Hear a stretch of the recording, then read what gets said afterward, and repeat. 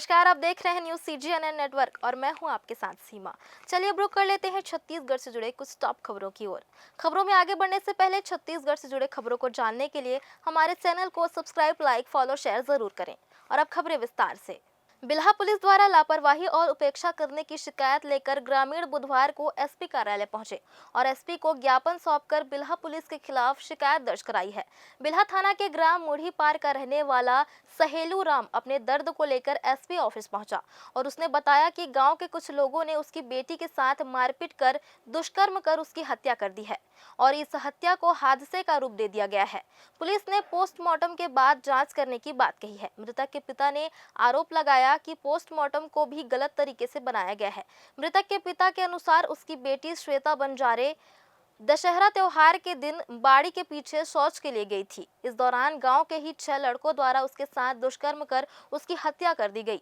शिकायत के बाद भी बिल्हा पुलिस उस पर कोई कार्रवाई नहीं कर रही है, जबकि CCTV कैमरे में भी आरोपियों द्वारा मारपीट साफ दिख रहा है। कार्रवाई नहीं होने से परेशान पिता ने SP से शिकायत की है और बेटी के हत्यारों के खिलाफ कड़ी कार्रवाई की मांग की है। से आए शनिवार के दिन मेरी बेटी को 8 बजे से उठा के ले गए 6 लड़के और वो लोग दारू के नशे में उसको लेके ना हाईवा रोड में लेके फेंक दिया है। शोषण, सामूहिक शोषण करके सर 6 लड़के उठा के ले गए है। CC कैमरा फुटेज में वो मुढ़ी पार का फुटेज में आया है CC कैमरा का। और आगे और CC कैमरा हम खोजे हैं ना तो प्लाट वाले के तो भटगांव वाला रास्ते में गए नहीं 12 बजे तक। हाँ 10 अब एक लड़का भी पाया गया है वहाँ पे और उसका मोटरसाइकिल भी पाया गया है। और दुर्गेश टंडन है लड़का का और मेरी बेटी का श्वेता बंजारे ग्राम मुढ़ी पार बिल्हा थाना। एक ग्राम सेवार के लड़के हैं और सभी लड़के और दुर्गेश टंडन नाम है उसका सेवार का। बाकी लोग का नाम और बाकी लोग का नाम बताया है और मेरे उसका नाम मैं भूल गया हूँ, थाना में बताया है। हाँ ये है शनिवार रात दशहरा का घटना है और अभी तक 11 दिन हो गए, उसमें कुछ न्याय नहीं मिल रहा। PM रिपोर्ट मेरे को अभी SP बताया कि PM रिपोर्ट आ गया है करके और PM रिपोर्ट गलत तो एक आदमी मिल गया है मेरे गांव का, एक शशि जांगड़े है और उसी ने डॉक्टर से मिल गया और थाना वाला से। और जिस दिन पोस्टमार्टम लेना है ना उस दिन लड़के पूरे उसके गांव के सेवार के आदमी से मिल के आके थाना में बैठे थे और उसी ने पोस्टमार्टम डॉक्टर के पास भी मतलब अंदर कमरा में चिरफाड़ बंगला में वो बोल रहा है गिरा है ऐसे कहीं बता रहे थे कि हाँ अभी SP साहब बताए थे कि देखो तुम्हारा रिपोर्ट वो इसमें डिवाइडर में पड़ा है कि मैं डिवाइडर में पड़े ही नहीं सर, वो डिवाइडर 8 फीट का है तो डिवाइडर में कहाँ पड़ेगा। आगे मैं जब तक न्याय नहीं मिलेगा तब तक मैं ना उसमें पीछे नहीं छोड़ूंगा और नहीं होगा तो मैं फिर CBI जांच करवाऊंगा और डबल पोस्टमार्टम करवाऊंगा। और पूरा बिलासपुर जिले के तकतपुर के जूना पारा क्षेत्र का मामला है, जहां चोरहा गांव में आदिवासी सेवा सहकारी समिति द्वारा किसानों से शासन के समर्थन मूल्य पर धान का उपार्जन किया जाता है। हालांकि यह उपार्जन एक किसान की निजी जमीन पर होता है, जिसके बदले शासन उसे किराया देता है। लेकिन उसी किसान ने शासन की करोड़ों की जमीन पर कब्जा कर रखा है, जो हाईवे से लगी है, और उसने इस जमीन का व्यावसायिक उपयोग डामर प्लांट के लिए किराए पर देकर किया।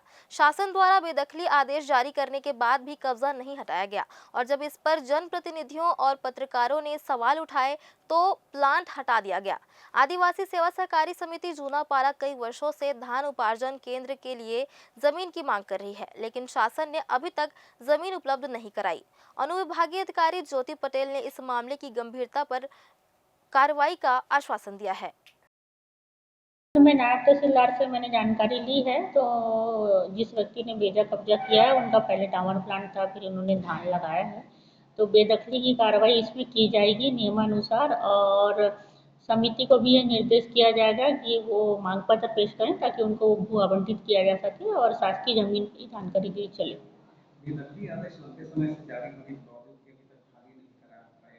जी, इसको मैंने संज्ञान में लिया है और इसमें जल्दी बेदखली की जाएगी।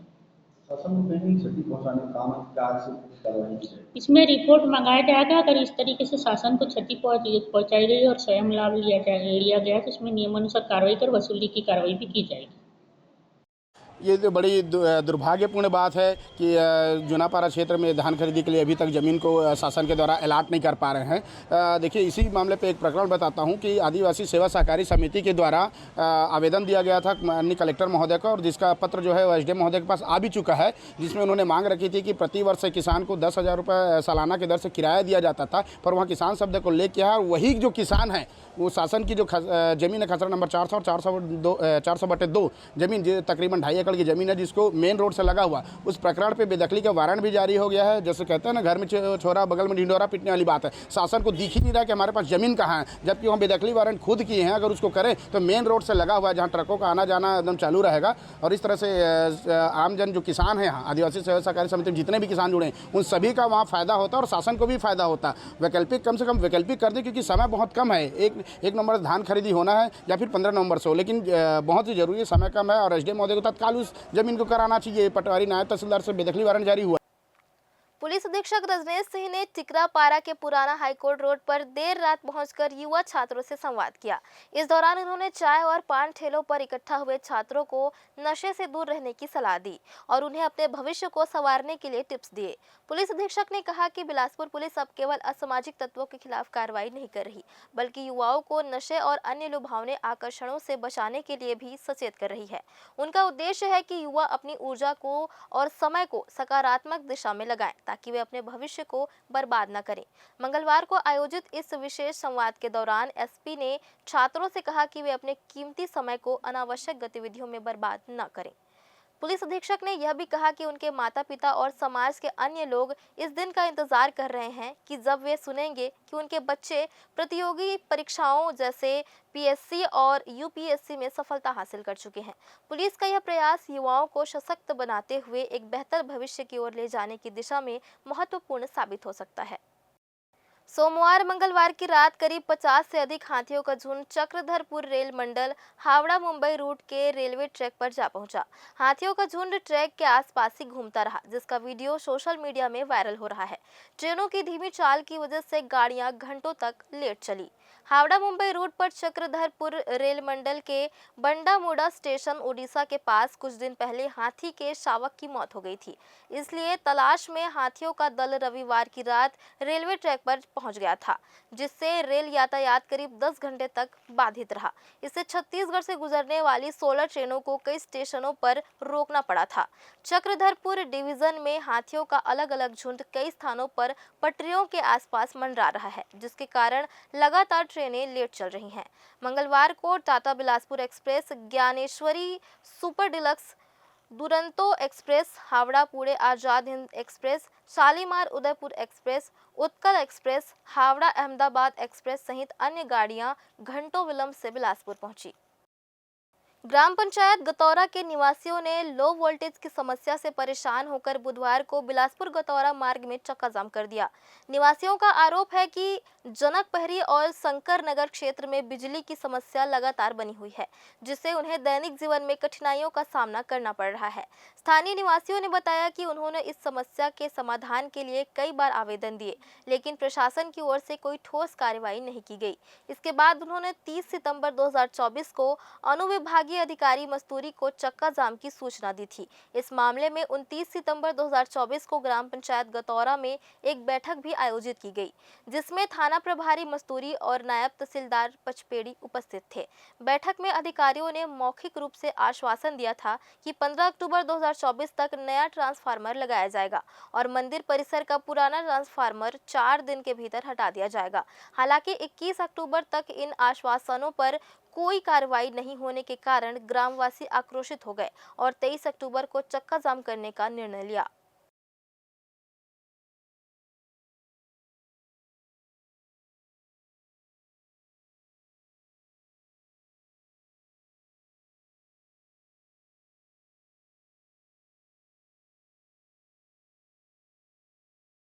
अभी तो ये अंगड़ाई है, आगे और लड़ाई है। अभी तो ये अंगड़ाई है, आगे और लड़ाई है। आवाज दो, हमें खाए। आवाज दो, हमें खाए। आवाज दो, हमें खाए। सीएफपीडीसीएल होश में आओ, होश में आओ, होश में आओ। एनटीपीसी होश में आओ, होश में आओ, होश में आओ।